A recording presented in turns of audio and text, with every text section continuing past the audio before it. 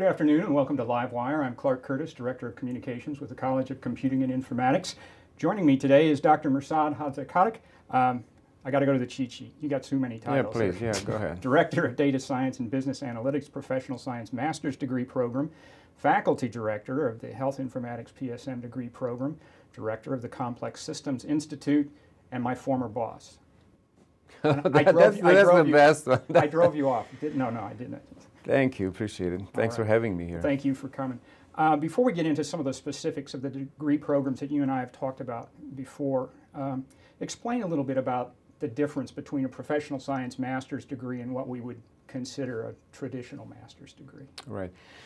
Professional science masters came out of MIT. They were the first ones to introduce it. And the recognition was that sometimes traditional master's programs don't prepare the graduates to go directly to industry, but sometimes they'll go to PhD program and so on. So this was targeted, this was done with the intent to prepare students to join industry right away. And because of that, there are some requirements that are in the PSM, Professional Science Master's Program, that are not normally found in a regular traditional master's program. For example, the emphasis on hands-on experience through internship. So every student, somewhere halfway through the program, will have to spend 160 hours working in industry on a specific project in order to use and demonstrate how they can use what they learned in the program and see how it actually fits the working conditions. Second, every program has to have an industrial board of advisors who will advise the program directors and the faculty on the type of courses that they have to put into place in the program. And finally, we need to have soft skills, what people normally call soft skills: communication, leadership, presentation skills, and so on. So what we are seeing right now, that most of our experience so far is that the students who go through this program require less on the no retraining when they join the workforce. As your role, can you explain your role as the director of the DSBA PSM program and then the faculty director of Health Informatics PSM? Right, so every academic program has to have a person who oversees the development of the curriculum, introduces the changes into the curriculum, make sure that the students are getting what they are supposed to be getting out of the program, that the outcome measures are being satisfied and fulfilled. And I'm not the only one. Clearly, there is, for example, Josh Hertel is a person who is working with me on both of the programs that are part of the DSBA family of programs. So he is working with students in order to make sure we get the right students into the program. He guides them through the application process, sometimes advising in terms of how to find an internship and so on, whereas I am advising them on the curriculum choices, the course choices, and so on. Of course, in addition to the two of us, there are faculty who are teaching in the program who also provide the feedback and advice to the students who are in the program. And you also work directly with industry in terms of understanding their needs and those types? Right, and it is interesting recently, and let me just to clarify one thing. The DSB, what we call the DSB, is Data Science and Business Analytics in this campus, and we have three prongs, three initiatives within that large initiative. One is academic programs, and so we are talking today about the Data Science and Business Analytics Professional Science Master's Program, as well as a certificate. We also have Health Informatics Professional Science Master's Program and a certificate. And we also have a Bioinformatics Professional Science Information Program, Bioinformatics and Genomics, that is in the same college. All of this is a collaboration between the colleges. College of Computing and Informatics works with the Bell College of Business on the DSBA program, and with the College of Health and Human Services on the Health Informatics program. The other component is research and development, and the third component is the executive education programs. Through all of that, and especially with the PSM programs, we do work with industry, and part of my responsibility is to work with industry to make sure that they provide input in terms of what kind of courses we teach, what kind of skill sets students need to acquire before they can be useful to them and be really effective when they join various companies. They provide participation in our educational programs. Often we find and offer opportunity to and find people who are interested in teaching for us either sections or complete courses in the DSBA programs. And that is marvelous situation because they bring this world class and real world problems into the classroom.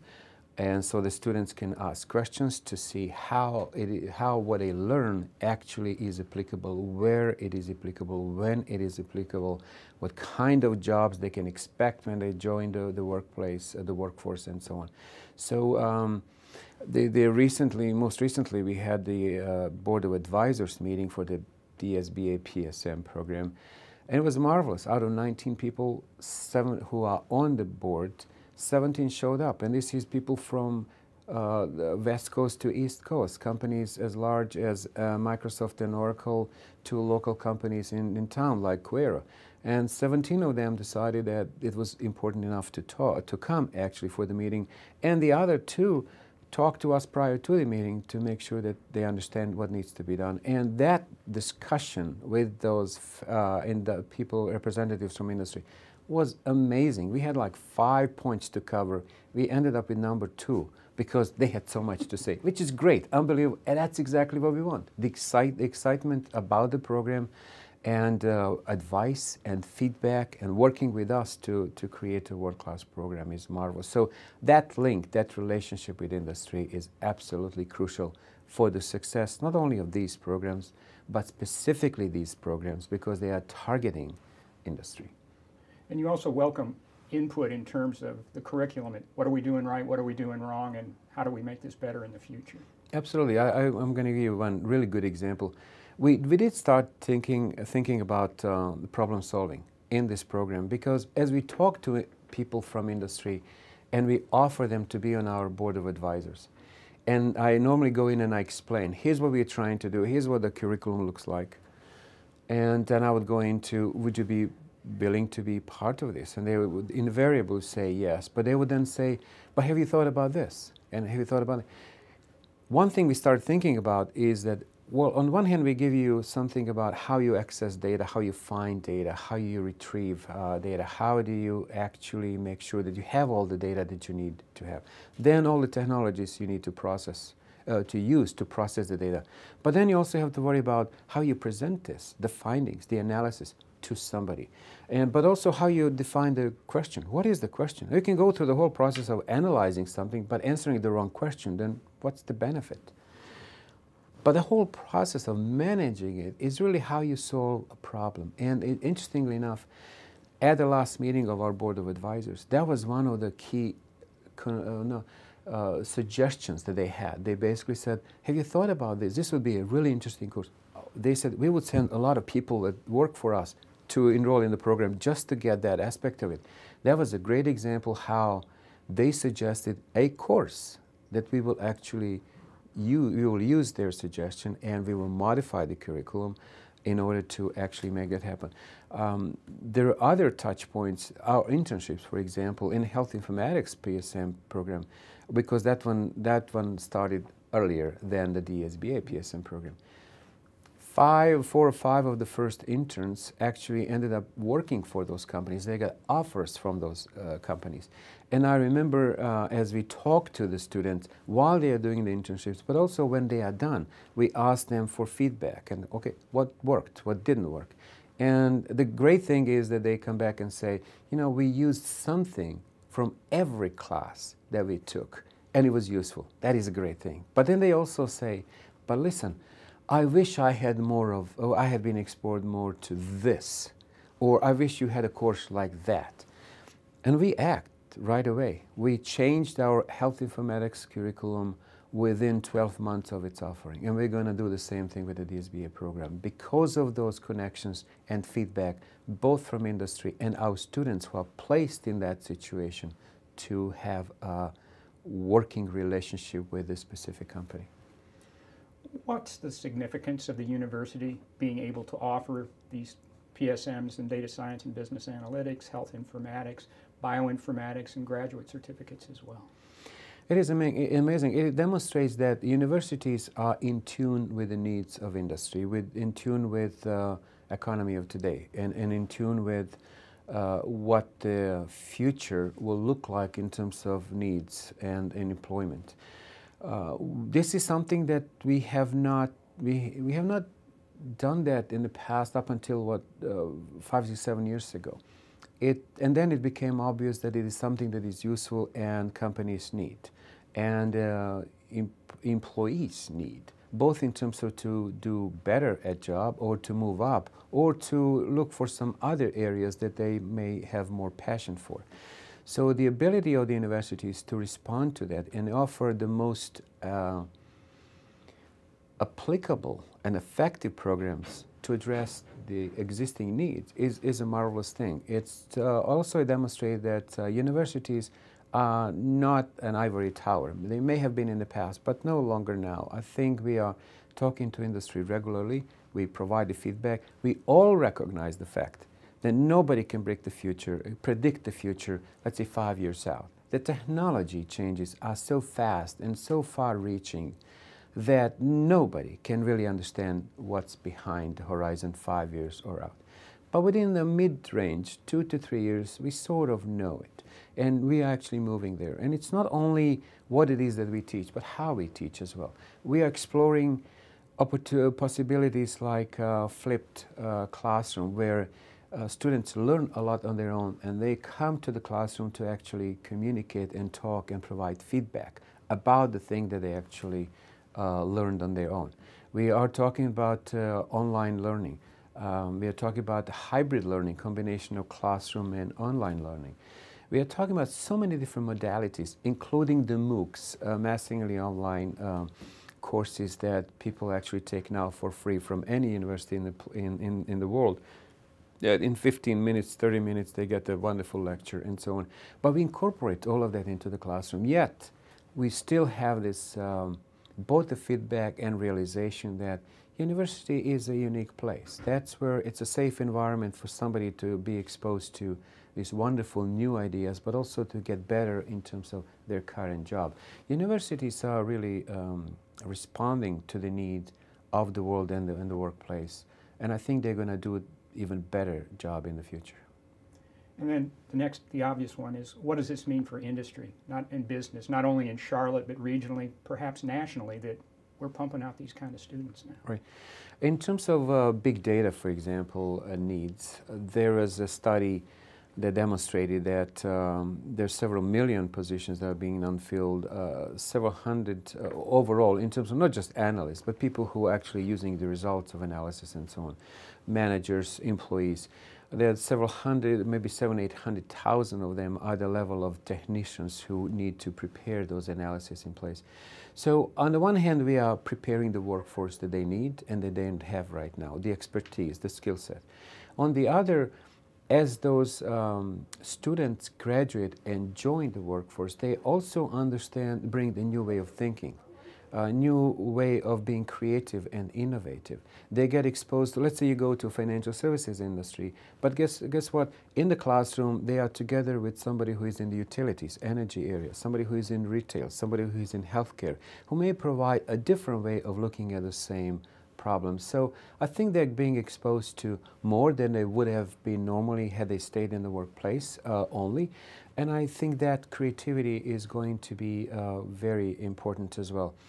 And finally, those the students who actually graduate from programs like the PSM require less retraining. So it's going to be more effective, less expensive for companies to take the new graduates and adjust them to the workplace, because every industry, every workplace, every company is different. They use different tools, they have different processes, and the students have to be, new graduates, new employees have to adjust to that. We are trying to actually lessen that burden for industry by bringing them into the classroom and by creating programs that are more hands-on and more driven by the problems as defined by industry. Do you see more collaboration like this on the university between colleges or departments or whatever in terms of creating more PSM programs? I think this is just the tip of the iceberg. I think that is where the universities are going. That is where UNC Charlotte actually excels. We have started going down that path. There are more and more collaborations between and among university colleges than ever before, or departments or whatever. This is bioinformatics. The College of Computing Informatics is a great example. Bioinformatics is relationship with computer science and biology, right, and chemistry, physics, but biology primarily. You look at our PhD program was a combination of College of Computing Informatics and the College of Business. These PSM programs are Health and Human Services, Business, and us. Now the humanities are coming into the fold, social sciences. We are getting to the point where we recognize that the world is not divided into silos when it comes to knowledge. Everything is connected. And the more you recognize, the more successful you will be. We talk about teams. Well, teams have to be diverse in every aspect of life, from our experiences to what we know.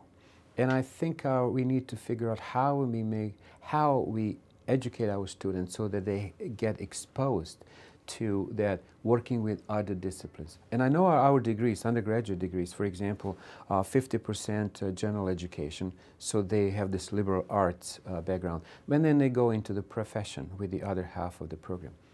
But we need to go even beyond that. Even during the other half of the program, we need to expose, let's say, computer scientists to engineering students, and social sciences and humanities and biology and business. Because when you go to real life, it's not just about can you program, but can you program within time frame, under budget? Can you present that idea? Can you convince somebody that it's the right thing to actually use? Can you validate the program in a way that other people will trust you? So there's a lot of psychology, there's a lot of business, there's a lot of domain knowledge that you have to have. And universities have to reflect that, both in terms of their programs and the makeup of the cohorts that join certain programs, as well as the faculty they teach, and goes down deeper into how you evaluate your faculty, who you hire. When do they get tenure? Can they get a tenure if they are not just experts in that one field, but they have explored other fields as well? Where do they publish, and so on? So it's a sea change that's happening in the world of education today. Well, in industry itself and the folks that you deal with specifically, I mean, we keep hearing big data thrown around and everything. Are they getting it? Do they understand that if they need to leverage themselves for future growth and success, they've got to have students like this? Right, so I would say 10 years ago that was not the case, but something happened in the last 2-3 years. It became the household concept. It is the concept of big data. People understand that, yeah, we have all this data, we are not doing much with it. And it is important today that in this fast-changing world that we are capable to change and innovate and be creative about where we invest, both in terms of products to produce, partners to work with, and students and employees that we want to hire. So as you read the trade magazines or journals, or just listen to TV, big data and analytics is everywhere. There are more and more jobs that are being open. They are seeking people who are with those skill sets. They are introducing new positions like chief science officer, chief analytics officers, chief data science officer, and that's wonderful. That is a recognition that people are understanding. But there's one thing that very few actually understand. They understand that big data is about large volume of data that is moving quickly, and there's variety of data, the 3 V's. So it's velocity, variety, and volume. But there's in addition something to that. The fundamental difference with big data is the fact that for the first time ever, we are now, in our thinking, in our problem-solving approach, we are now data-driven. Hypotheses used to be generated by somebody who is an expert or somebody whose task it is to figure out what's wrong with that thing. Right now, we collect data and let the data speak. So big data is a big change in the sense that, yes, you collect the data, but trust it. whatever the data tells you, trust that that is what it is, because now we collect the data on anything and everything, and we should even collect more. But then apply these big data mechanisms and tools in order to process it, step back and say, okay, data, please speak now. And the data itself will offer opportunities to say, oh, listen, this is what's wrong with that process. This is another thing that you could do in order to make your product better or your service better. And so that is a tremendous fundamental shift in approach to data analytics that big data world actually brings to us with it. And that is something that most companies have not grasped yet, and now we are going there, and that's our job to educate both them and our students, and with them the change will come to the workplace. And speaking of students, one last question for you. A typical student, I presume it's a melting pot of many, it's a traditional, non-traditional, someone trying to move up the corporate world or whatever. I'm guessing you're seeing a little of everything. It's a very good question. That's absolutely true. It is a very diverse student body. We see people from, let's say let's talk about the SBA PSM. So we knew we would see people from energy, financial services, healthcare, retail, because they are dominant here. But there are people who are in the logistics, small companies, large companies, middle-sized companies. The first highest from our DSBA program went into a small-sized company that's a consulting company, but also providing services to financial services and firms, banks, and so on. And they hired one person after one semester who came here during the open house to tell incoming students that he will need 3 more pretty soon. And so now it is interesting that they all look different. They come from different areas, but they contribute to each other because they have different issues that on surface the issues look different, but down deep they're all classification, meaning analysis or synthesis issues. There are a set of approaches that work here and a set of approaches to work there. They get this ability to go across the boundaries, the silos of their industry, and start thinking strategically and conceptually and in abstract sense, because that's where you see connections and where other approaches are useful. They come with different backgrounds. International, domestic. They are diverse in every sense of that word. And their experience, their background, sometimes they come with the business, sometimes computational, sometimes English, sometimes language, sometimes political science background. And it is interesting, all of them have something to bring to the table. And nobody should be scared of this new field. Basically, whatever background you have, it is going to be handy and useful to you. You take history, for example, or political science, they teach them how to think, approach to problem solving, some order. You take language or philosophy, it's logic about solving problems. There is no really background, educational background that's not fit for this. Some people may take longer, take an extra class or that, but they all have that analytic ability in them that's innate. And they know how to solve problems in that area, and now they just expand their horizons and other people's horizons by being a part of that cohort. Do they collaborate with each other in terms of, what comes to mind is the Applied Technology program, where you've got students from Belk College of Business and students from our College of Computing and Informatics. They go in and they find that they can work together really well and learn from each other. Yeah. Well, that's our job. So initially, their impetus is to, when they come into the classroom, to sit next to each other. They know each other, so let's go there. Oh, you're from College of Business, I'm going to sit next to you. So that's the first thing that they do. And it's our job to actually, through projects and creating teams, to make sure that on a team there is a person from the College of Business and the College of Computing and liberal arts and biology, so that they can actually work together and exchange ideas. What is also useful is what's happening now is with the participation of industry. So one example, machine learning course that I teach this semester, in addition to complex systems, it is co-taught by Amaresh Tripathi, a gentleman from the PricewaterhouseCoopers, who basically said, listen, I would like to get involved, and I have these use cases, and we love use cases. We want to use them in every class. But sometimes we struggle with availability of data. But he says, I know data sources. So it's interesting. He, with all that vast experience working with other industries, comes to our college, to our classrooms, and in this particular case, one class of machine learning, presents the case, presents the problem, points at the data sources, and then basically says, here's the problem. You need to solve it. And guess what? I'm going to evaluate you.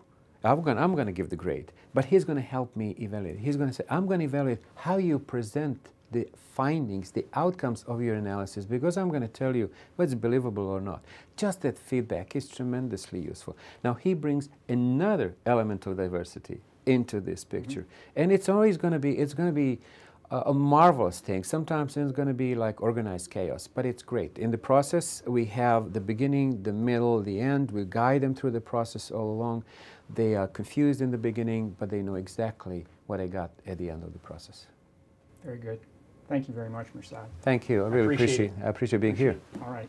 For more information, you can check out dsba.uncc.edu, and this will give you some background information on the entire data science and business analytics initiative. And then as you can see there at the top, you can click on academic programs, and that will get you, and you've got links there as well that will take you to the different programs that we've been discussing today.